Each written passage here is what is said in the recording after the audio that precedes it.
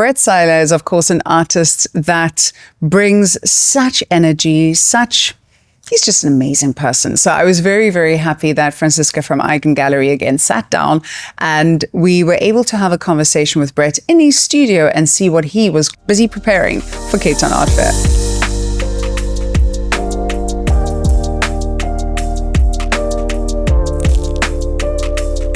Brett and Francie, it's so nice to speak to you as we prepare to go into, I would say, one of the busiest weeks in Cape Town in terms of art fair. Yes. I know you're working up a storm. I am. And you've actually just come back again to Cape Town. Yes. Were you visiting with Francie then in Germany? So I was in Leipzig for about, I think, 7 months in Leipzig, maybe.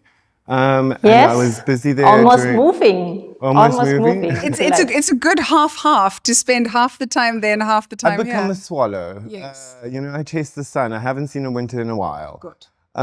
But yeah, I was there. We were preparing for some work for Art Basel, and settling in and making ideas for future shows. Fantastic. And you had a show? We had a museum show at the Museum of Bensheim, which was really great. It was called Low Budget Love Story.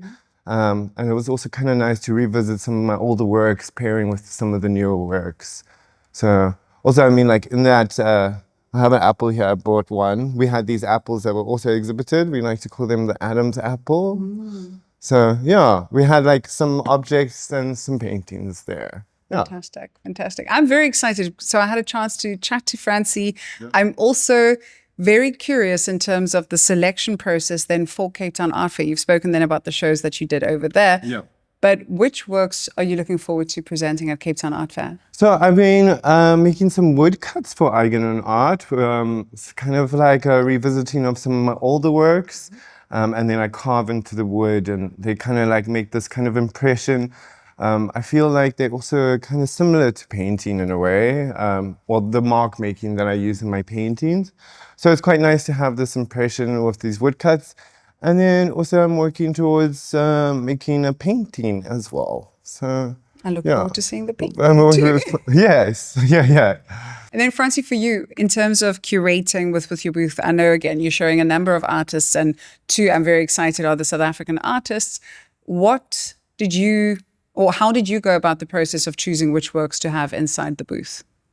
It depends also at the annual theme of the art fair, of course, like listening. And I think this small wooden works from Brett are very intimate, very like, you kind of also hear the stories. I think it's a material that is very, very nice. And we love to show Brett's work, like different materials, like canvas and woodworks. And yes, so I'm very curious how it's going with the other artists. Yeah. Has it impacted your work, your process, spending so much time in Germany? You come from Zimbabwe, you've lived in Cape Town for so long. I mean, does that impact the way you see the world sometimes? Yeah, I mean, for sure, growing up in Zimbabwe, leaving Zimbabwe, coming here, getting also involved in the art scene and also learning more about contemporary work and also learning about my practice. And then going to Europe and like the first time arriving in Europe, realizing the world is so much bigger. So yeah, I made a good friend group and a lot of my work is surrounding like kind of like the queer community. So, I mean, I paint my friends, I paint, I paint everyone that I know and it's all kind of coming together and it's kind of like this large network I've created. So yeah, definitely inspirational and a lot of work that I don't normally get to see in real life, I found in Europe. So it's also really nice to see it in person sometimes. And also quite a nice contrast to South Africa and Germany as well. So yeah. And the other artists in the booth, I mean, Francie and I had a conversation about it. Gabrielle sends her regards as well, because I told her we were coming here soon after. Yeah. Do you think living on the continent that it impacts your work in a different way as well? You mentioned that you have many artist friends then in Europe. Yes. But what is it about contemporary African art that sets it apart? Well, I think that like, especially in the African diaspora, you know, we have a lot of materials that we are working with that are quite unusual. So you will find a lot of artists working with tire, or you'll find something here that is perhaps more local, that is not necessarily found easily in Europe. So you get more mixed media, I guess, based works here. That's what I've noticed. I mean, with my work, I work with bitumen, which is like tar for the road. And I mean, I can also see the difference of how the bitumen is different in Europe to how the bitumen is produced here. So yeah. I think also as Africans, we're generally more resourceful because we learn to make do with a lot less. Yeah. And I think definitely we're a bit more sustainable in that way, you know, and we figure out ways to investigate materials that offer meaning, and that adds on to more of the work, I guess. Absolutely. I was chatting to Francie as well. She's very excited about coming to art fair. As an artist, do you believe in going to art fairs? Do you like attending? I love going to the art fairs. You know, it's always the best time to go and see what people have to offer. And it's a great inspiration as well to see what other people are, the emerging artists, what other people are doing, what artists are also now investigating now, or how they are changing up their practice. So the art fair is like, it's kind of like a really great show off of what is happening right now. And I guess that's why, I love the art fair. I mean, socially, it's kind of exhausting, but It is quite. I mean, Yeah. it's event after event, but it is Yeah. lovely to see everyone it in one is lovely place. to see everyone in one place. And, you know, South Africa in itself is quite, I mean, our community is very small. So, I mean, especially in Cape Town. So you kind of see long-term friends that you don't see all the time because everyone's working in their studio. So it's also kind of a gathering, and it feels kind of nice and, welcoming in a way. So you get to see people, I just want to go back then again to the curatorial theme. Last year they had play. I think that was a fun theme to also use as a point of departure. Yes. Listen. Listen. What does it mean to you to listen? I think it's also, I mean, obviously it is depending on the artist, you know. I mean, listen, a lot of my work is surrounding by like narratives of stories of people that I meet. You paint your friends. I paint my friends. Yes. And in a way, like listening to them and talking to them and making like these intimate moments, it is about holding sort of space and intimacy, and the listening tends to kind of tie into that. Your paintings, I always find them so poignantly intimate. There's an Yes. intimacy there that it feels like whilst you're watching, sometimes it almost feels like you're intruding in a personal moment. Yeah. Is sometimes I feel like I'm listening to their story, and am I actually allowed to be listening to it? Yeah, there's a sense of wonder, I guess, as well within it, because you're kind of sitting with this unusual space of private versus public. Yes. You know, you have this intimate moment of me painting my friends, and then you're like, what happened here? And it feels like a set that has something that has happened or something that's about to begin. But yeah, there is like a tendency to like be kind of like a voyeur in the painting, but also in a way also relate to it because everyone has been there before, you know? So yeah. And then for you, Francie, as the gallerist, what is it that you feel in particular resonates with Brett's work and the theme, listen? Particular, it's like the stories behind what you see, like the thoughts of the people who Brett is like painting or like carving into the wood, and it's more like the stories behind the thoughts, ideas, and I think that also resonates very cool with the works with Birgit Brenner. Brett loved also her works, and she's also like just she loved to do like also sketches or use some words, not whole sentences, just words, and to trigger the head to think and to develop the own story of the viewer. Yeah. The space that you then occupy when you go to Germany, Yes. do you get a chance to collaborate with other artists? You spoke then of some of the German artists who you also enjoy. So, I mean, I wouldn't say collaborate, but there is also still a sense of community. I mean, Leipzig specifically is very well known for their painters.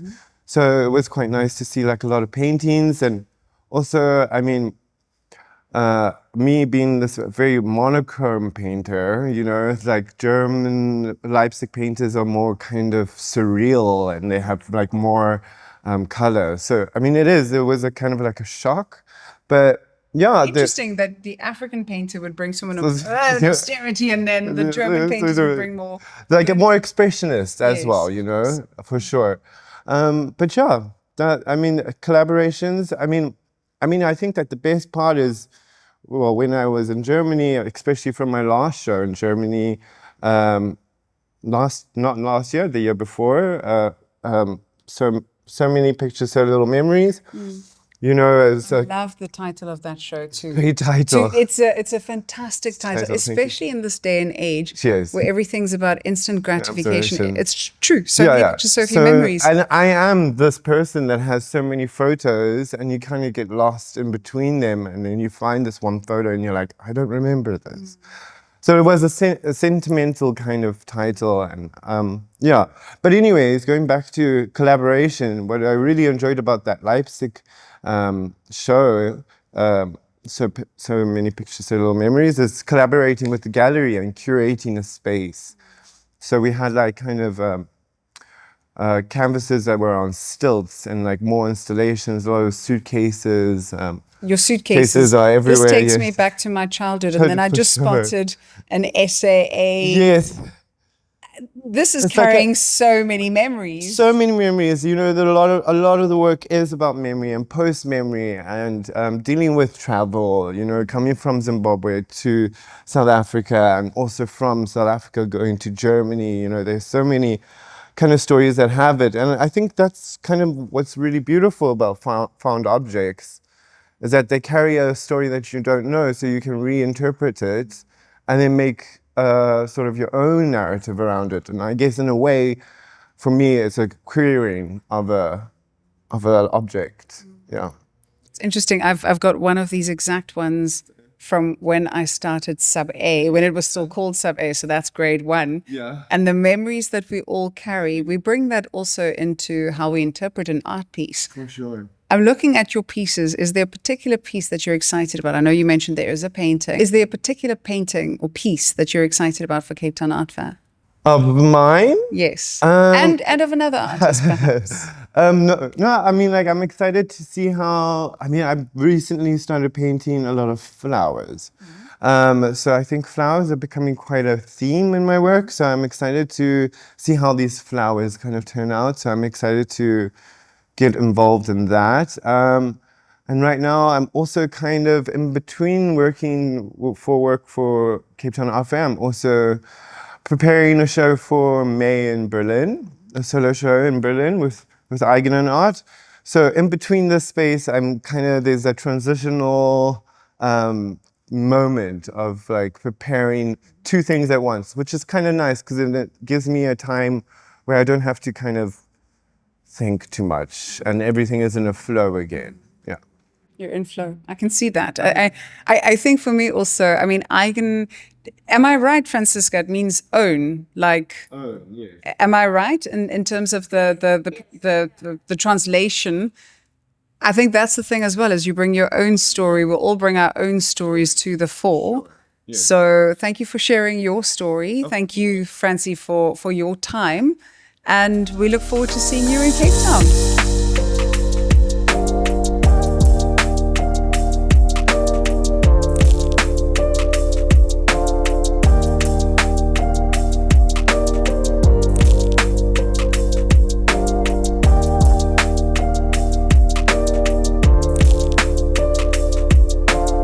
You know, I started off doing cork bottles and we made them 2D. And then we decided to make them more kind of rough, like that. And then we started to make them more secure like that. So they've been kind of an evolution. But Cock bottles are normally, they're kind of a reference like to an Andy Warhol painting or a screen print. They're also kind of a reference to a poem called Having a Coke with You. So there's kind of like a play and tongue-in-cheek word to this kind of object. And you know, they're kind of like a staple. Everybody knows them, everybody loves them. They're kind of nice to hold, you know, like if I move it and if I want to exhibit it in an installation, you know, it's quite nice to just like leave it there. Yes. Or leave it on the floor. So it also feels like something that maybe could be forgotten, you know. A little afterthought. Maybe it's a work in progress. A little drink in between. Yeah. I mean, it's so ironic because I don't drink Coke. I only drink water. So, but I love all the references, even the Louise. Yeah. I mean, there's so many references. Your work's so rich and so considered. There is like I like to think of it as a rabbit hole, you know? There's so many references within them and they might not be as obvious, but when the painting is finished, you kind of start to see the whole story. And when you take time to listen. Then you start to see the little moments, like the little figures that happen within the paintings that you will see. Fantastic. Yeah. Thank you so much.